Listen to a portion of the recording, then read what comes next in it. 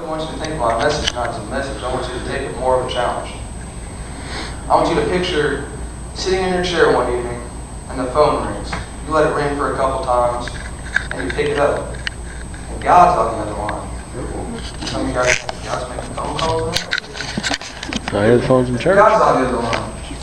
Now, really ask you how your family's doing, how you like your job, and how your tomato garden's doing in your backyard, and, you know, if everything's going all right with you. Or they tell you that you're disappointed and ask you why you haven't been going to church or tithing on what you've been blessing you with. I see some of you guys are wondering now. Some of you guys might need to not answer the phone next time it rings. But as Christians, you know what? I realize that Christians is a broad term in the world these days. Yeah. I'm going to go ahead and say, as followers of Christ, our purpose is to bring honor and glory to His name and to tell others about Him. That's two things you have to do. Not 27 or even 14. We have two things to do as Christians. It's not a whole lot. You wouldn't think it'd be that hard. Sometimes we forget that. If you guys, now you know what? I'm going to go ahead and turn to it and read it to you. Psalm 113:3.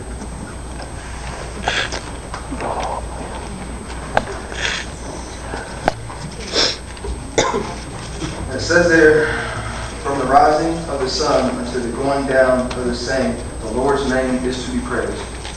That's evidence that that's what we're supposed to do as followers of Christ. At camp, our speaker put it to us like this. I've never really heard it like this, but it was a good point. As followers of Christ or Christians, we're examples of God. We're supposed to be, pretty much wearing His name on us.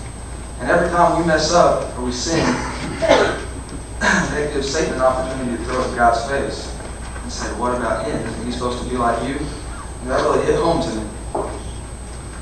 I'll give you an example. As followers of Christ, we're God's children. And all you parents out there, I know, say you're out in the front yard one day and another neighbor runs up to you and says, hey, I just caught your kid down the street hitting golf balls at another house. Not like I've ever done that or anything. As parents, that probably would make you too happy. Now, another example is, say you get invited on a baseball or to a baseball game with your company outing or something like that. And when you get dressed, you decide to wear a company shirt with your company's name on the back. You got to this baseball game with all your friends, and you decide to start drinking and start acting stupid. And next thing you know, you jump over the fence and start running across the field.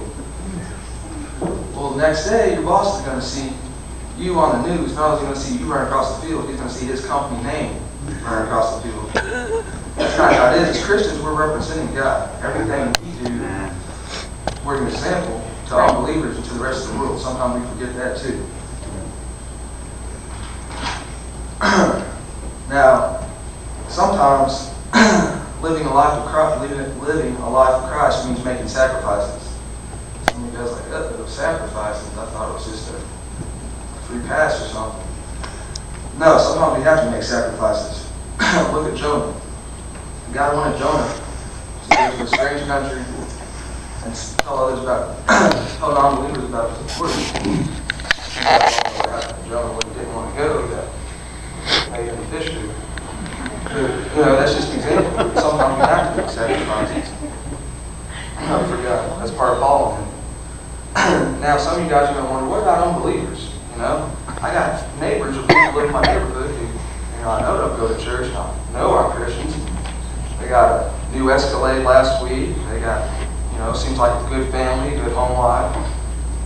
Sometimes they even got friends. We all do it. I got friends who have real nice sports cars or live in big homes. And sometimes you think, that's unfair.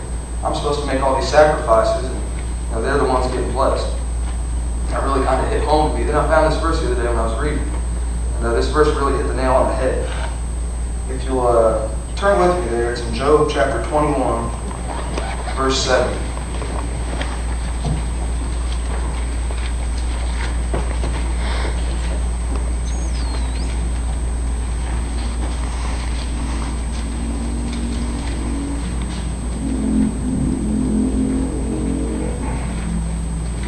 And it says there, I'm going to do a lot of reading, so see over. Wherefore do the wicked live become old, yea, are mighty in power. Their seed is established in their sight with them, and their offspring before their eyes. Their houses are safe from fear, neither is the rod of God upon them. Their bull gendereth and faileth not. Their cow calveth and casteth not her calf. They send forth their little ones like a flock, and their children dance. They take the timbrel, and harp, and rejoice at the sound of the organ. They spend their days in wealth, and in a moment go down to the grave. Therefore, they that say unto God, depart from us, for we desire not the knowledge of thy ways.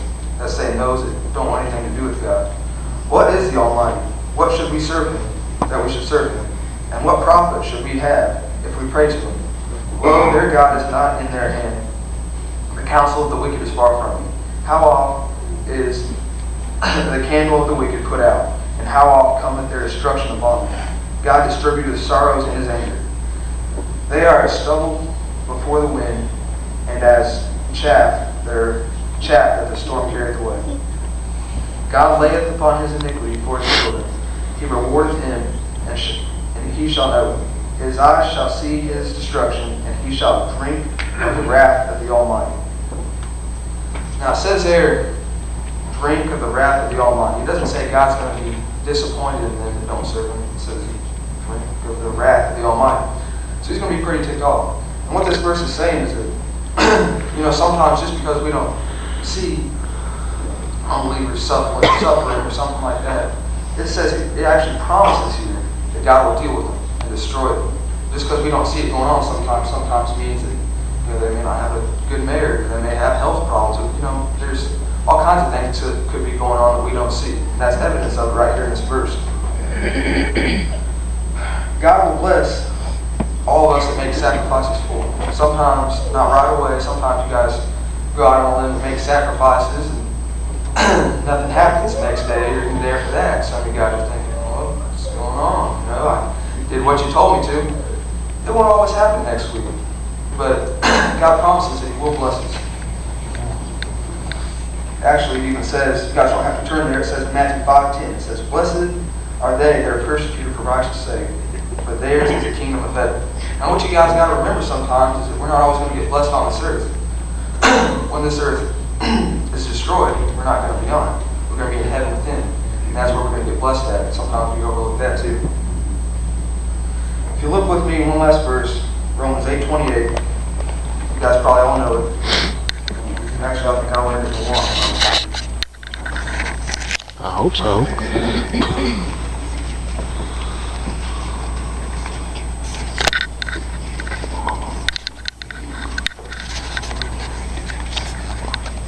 It says there, and we know that all things work together for good to them that love God and to them that are called according to his purpose.